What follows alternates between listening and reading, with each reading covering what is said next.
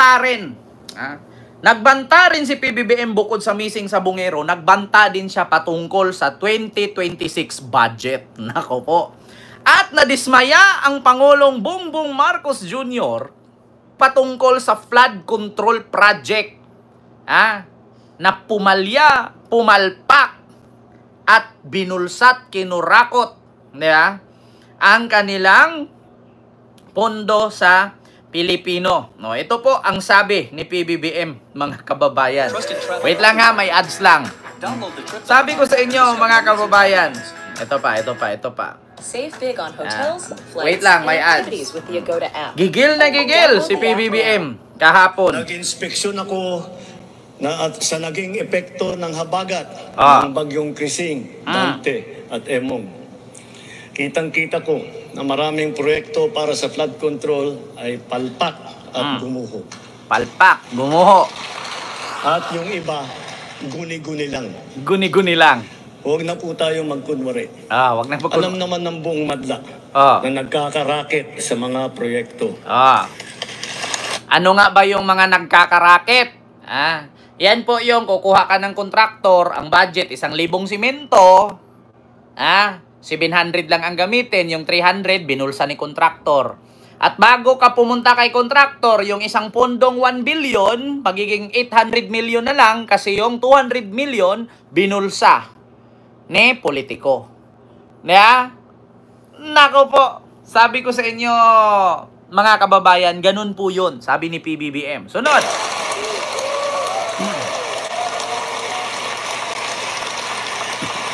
Mga kickback, mga initiative. Mga kickback, mga initiative. Yan yung sinabi ni Mayor Vico Soto.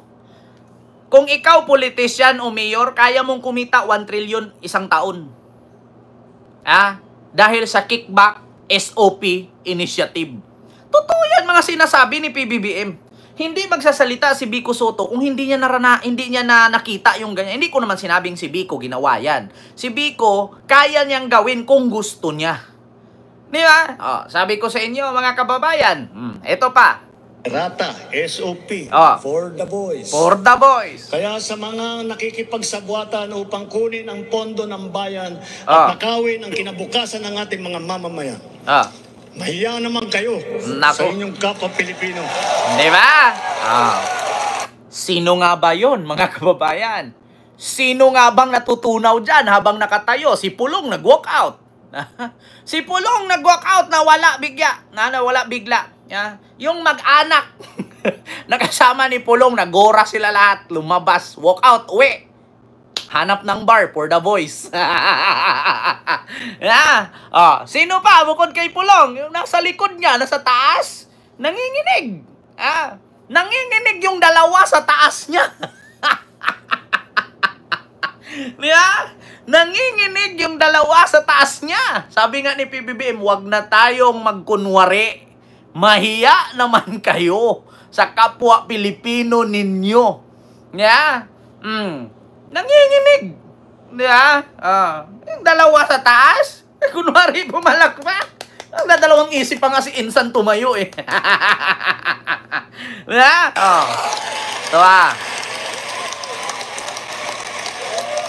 Sabi ko nga sa inyo mga kababayan, si Pangulong Bongbong Marcos, walang kamag-anak dyan.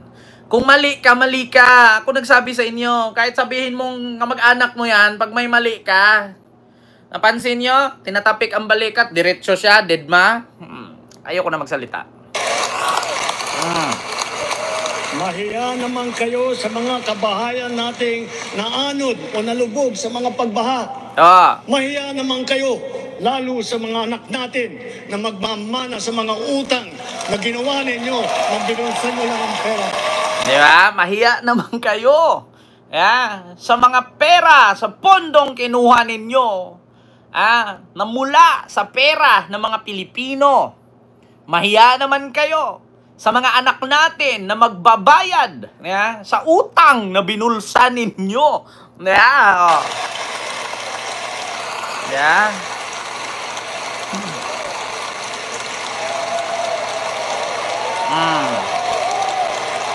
Gigil na gigil si PBBM dyan. Yung ibang politician dito, ayaw tumayo. Bakit? Yung iba nga, napilitan na lang tumayo eh. Bakit? Para hindi madamay. Kasi yung nakaupo doon, ibig sabihin,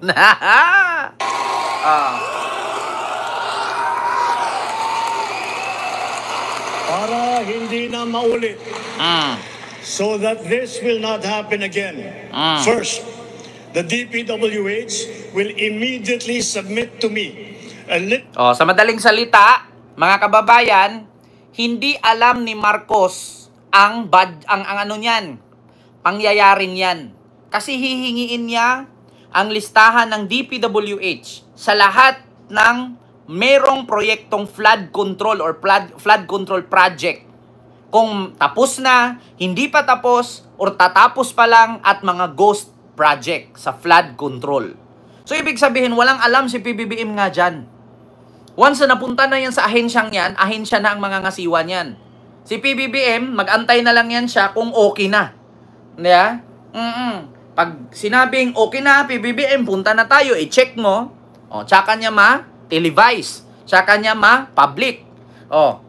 So, nagtaka si PBBM na siya mismo nag-ikot, wala, lumutang ang Maynila. of all flood control projects lumutang ang from every Pilipinas. region that were started or completed in the last 3 years.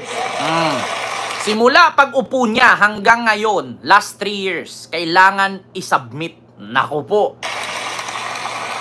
Second, the Regional Project Monitoring Committee shall examine that list of projects and give a report on those that have been failures, those that were not finished, and those that are alleged to be ghost projects.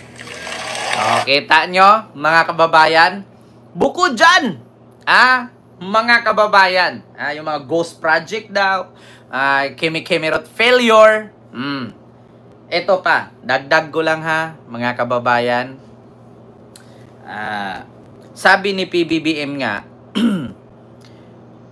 hindi na daw niya papayagan. Ito po, mga kababayan, hindi papayagan ni PBBM, haharangin ni PBBM itong flood control project na sinabi niyang guni-guni, palpak, ito, hanapin ko mga kababayan. Ito. Haharangin ni PBBM. Mahiya naman kayo. Ito yung sinabi niya. So, haharangin niya, hindi na masyadong hindi niya tatanggapin itong sa 2026 budget. Kasi nabudol na siya nito eh. Ito, isa mga kababayan, basahin ko na lang po. Ang sabi dito, budget insertion, insertion, haharangin ko, sabi ni PBBM. For the 2026 national budget, I will return any proposed general appropriation bill that is not fully aligned with the National Expenditure Program. Pahayag ni PBBM. Bakit? Kasi nangyari, na-bypass kasi siya ni Escudero na siningitan ng 142.7 billion. Yeah? Yan ang sabi ng Pilipinas Today, inihayag ni President Ferdinand Bongbong Marcos Jr. sa kanyang ika-4 na State of the Nation Address or SONA sa Batasang Pambansa. I am willing to do this even if we end up with a reenacted budget. Hindi ko aprubahan ang kahit anong budget na hindi alinsunod sa plano ng gobyerno para sa sambayanang Pilipino. Binitawan ni PBBM ang pahayag na ito sa gitna ng nagulantang na balita kung saan di umano nagkaroon ng 147 billion halagas ng budget insertion sa bicameral committee level sa panukalang 6.8 trillion 2025 budget, na iniugnay kay Senador Francis Chis Escudero noong siya ay Senate President ng 19 Congress. Ayan na nga, mga kababayan. Nagtanda na si PBBM. Haharangin na. Bukod dito, mga kababayan, eto pa. Ang sunod, mga kababayan, eto ang isusunod ko sa inyo. Eto na. Sunod. Eto. Bukod dyan, mga kababayan, na haharangin. magugulat kayo sa balitang ito na kung saan biglang-bigla nagbalita itong Bilyonaryo News. Ano nga ba ang balita ng Bilyonaryo News? Ito po kasi. Sigurado ako. Wait lang ha mga kababayan. Cheese Escudero. Nahuli kang pabalik-balik sa Kongreso. Kahit holiday. Mas tumindi pa ang espekulasyon sa umano'y budget insertions ni SP Cheese. Nahuli kam kasi ang kanyang pagbisita sa Kamara not once but twice sa kasagsagan ng BICAM deliberations sa 2025 budget. Ang detalye sa agenda report ni Dexter Ganibe, live nagulat mula sa Batasang Pambansa. Nako. Dexter, so ano na ang latest dito sa tinaguriang ham and cheese insertions? Hala ka! Nabidyohan! Mukhang hindi natatagal ang ham and cheese na breakfast o merienda sa Senado dahil ang sunog, kahit takluban mo man ng malaking planggana, sisingaw at sisingaw pa rin ang usok nito. Nako!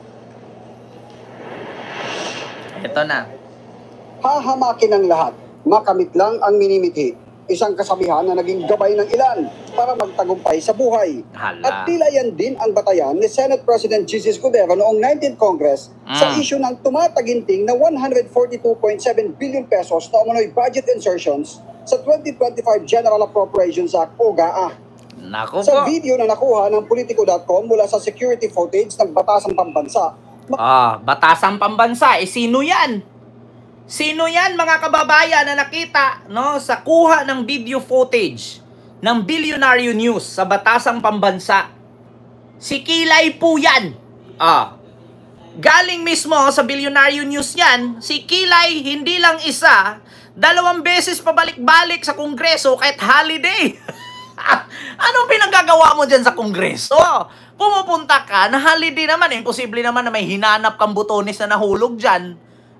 Wala pang sona yan. Bakit ka pabalik-balik dyan? Ito pa. kikita si SP Cheese sa North Wing Hallway papasok sa tanggapan ni House Speaker Martin Romualdez. Pabalik-balik pa, pupunta sa tanggapan ni Martin. I-holiday yan. Ano gagawin mo dyan? Rubber shoes siya, maong pants at printed shirt. Ang oras, pasado 2:00 ng hapon. Ang petsa, November 30. Nako! Bonifacio Day. Bonifacio Day. Holiday. Nasundan ito ng isa pang pagbisita sa House. Ang unang pagbisita nangyari 2 araw matapos simulan ang Bicameral Conference Committee para sa GAA. Nako! Wala pang Senate President sa kasaysayan ang bumisita sa House sa kasagsagan ng BICAM deliberations ng... Wala pang Senate President sa buong kasaysayan ng Pilipinas. Sabi ko nga sa inyo mga kababayan, may kumalat pa naman ngayon, favorite daw to ni F. Elisa. Si PBBM naman favorite si si Tito Sen. Ay nako. Sabi ko sa inyo mga kababayan, hindi naman po pwede Kilay na nag-deliver ka ng ham and cheese doon at in order ni House Speaker Romualdez. Kasi alam ko sa House Speaker gusto yan king crab. Gusto yan steak. Aanin mo yung ham and cheese.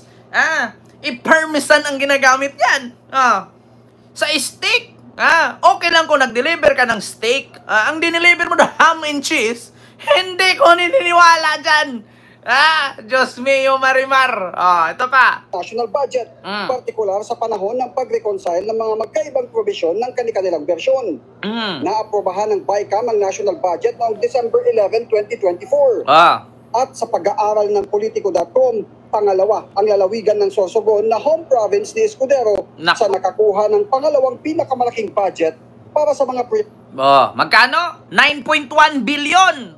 Ang Bulacan, 12 billion. Nako. Alam niyo, sa totoo lang minsan mga kababayan, pinagluluko na tayo dito Kaya minsan naniwala ako kay Sara Alam ninyo, ang may hawak ng budget sa Pilipinas, 2 tao lang.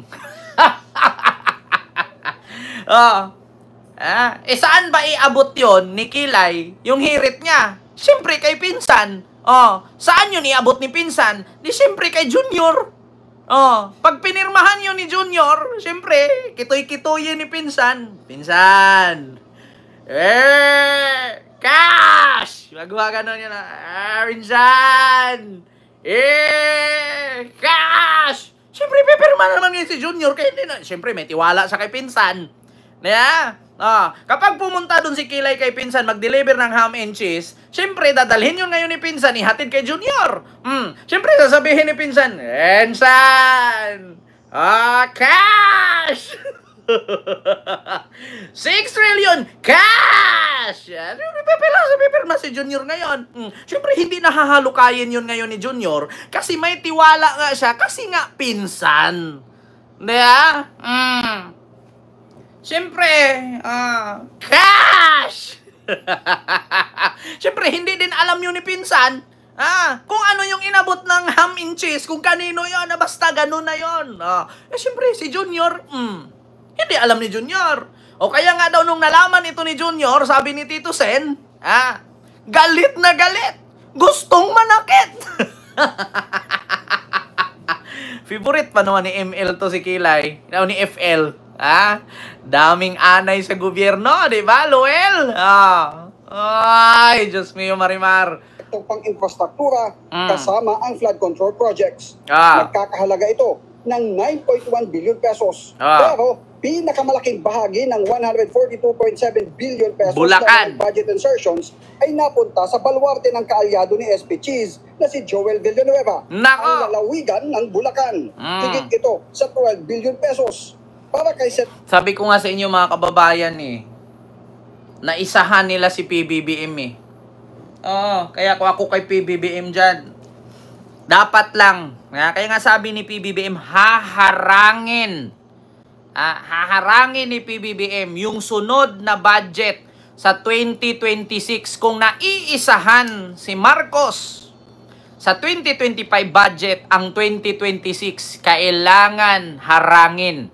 Kung meron pang ihabol, ibalik daw niya yung mga propose na hindi naka-align sa naturang budget book. Diba? Sabi ko sa inyo mga kababayan, nanginig yung dalawa sa taas ni PBBM nung pag sinabi niya, wag na tayong maglukuhan. Nung ako'y umikot, baha, palpak ang flood control. Bakit? Mahiya naman kayo. Mga kababayan. Sunod. Okay na tayo dyan. Cleared na. Ma'am Rosario Vicen. Sir Amy Kiesa. Darating na araw biglang lumubo ang tiyan mo, Kilay, at sa lahat ng katawan. Idol kita pero fair ka dapat. Sana ko maging fair. Sinong ipi-fair ko? Ang budget na hinirit nila, 2025 budget. Sa 2024 pa pinirmahan yan. Binaha ang buong Pilipinas. Nasaan yung budget? Diba? 2024 December pinipirmahan yan. 2025 na ngayon, ilang buwan na lang magti-2026 na. Imposibleng hindi pala nakuha yung budget na yan. Saan napunta? Saan napunta yung pangbaha? Flood control nga 142 billion. Binaha tayo. Sinong sisihin natin? Yung mga nagwawalis sa tupad? Sinong sisihin natin? Yung mga nakatira dyan na tinapon yung mga plastic sa ilog? Diba? Sinong sisihin natin? Si Ramon Ang na taga-kutkot ng ilog para lumalim at hindi dumami ang burak? Diba? Paano ako maging fair ngayon? Saan nila dinala yung 142.7 billion? Binaha buong Pilipinas, Luzon, Visayas at Mindanao. Tapos sabihin nyo maging fair? Diba? Paano ako maging fair niyan? Kapag ako, nagre-react lang sa balita. Kapag sila ang tanungin mo, sabihin lang, hindi totoo yan, gawa-gawa, propaganda lang yan. Saan kayo nakakita na magnanakaw nagsasabi ng totoo? Di ba? Saan kayo nakakita na magnakaw at sinabing siya ang nagnakaw?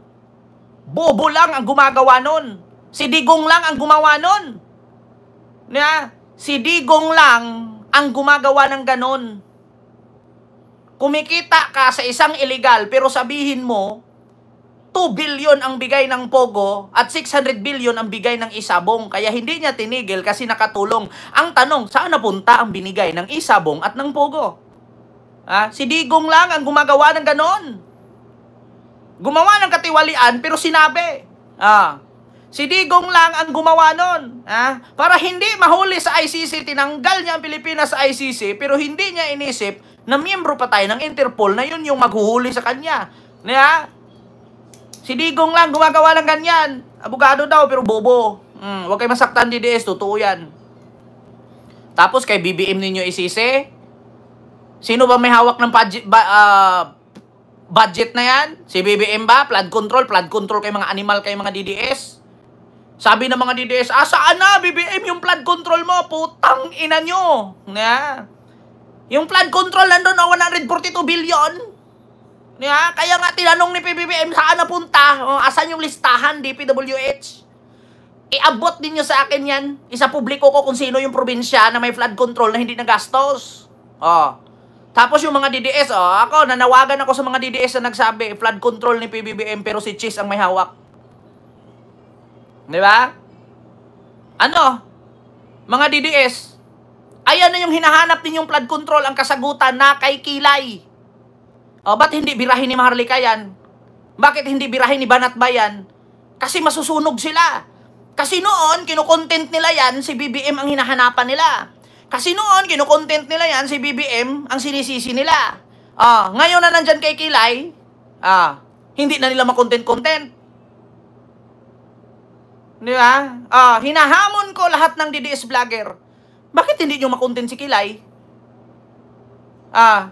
Bakit hindi nyo sabihin ngayon, eto na po ang sagot ng flood control na sinisi ninyo kay Marcos, na kay Kilay pala. Pero pag yung jowa ni Kilay, magaling si Maharlika magbanat. Rampa-rampa daw doon, kahit hindi pinapansin, nagdadala ng mamahaling gamit. Bakit hindi mo birahin yan ngayon, Banatbay? Bakit hindi mo ngayon birahin yan, Maharlika? Yung patungkol sa flood control, di ba yan yung sinabi ninyo? Sabihin mo kay Marcos, nasaan yung flood control? Nandun kay Kilay, mga putang ina nyo. Ba't hindi nyo i-content yan ngayon? Animal kayo, mga pistingawa ninyo, mga DDS kayo, mga fake news kayong hayop kayo. Kaya nga sabi ko sa inyo, mga kababayan, itong mga DDS, mga fake news talaga yan. Tingnan nyo, hanap ng hanap. Flood control daw ni Marcos. Ending, nagsalita si Marcos Asuna na kay Kilay pala. Anong masasabi ninyo ngayon? Wala palang kinalaman si Marcos dyan. Nung tinanong ngayon ni Marcos, asan listahan ng DPWH? Malaman nyo yan soon. Next month, may makakasuhan, sabi ni Marcos. Wala daw siyang pakialam kung kaibigan ka, kaalyado o sino ka pa. Sino po si Kilay? Sabi ni Ems TV. Yun po yung walang Kilay. Mga DDS, i-content nyo yan. Ba't hindi yung ma-content? Ayaw kayong payagan ni Lustay? Kasi yan yung nakatulong kay Lustay na hindi siya ma-impeach? Asmo Kent, sa kaibigan mong Solidigong. Kaya nga Ma'am Rosario Vicen meron pa nga akong kaibigan, post ng post, bangag daw bangag. Hindi niya iniisip yung sinigaw niya noon. Hindi niya alam, si Kilay pala may hawak. Pocha. Kaya sabi ko sa inyo, mga DDS vlogger, mahiya naman kayo. Ito. Sunod, mga kababayan, bukod dyan,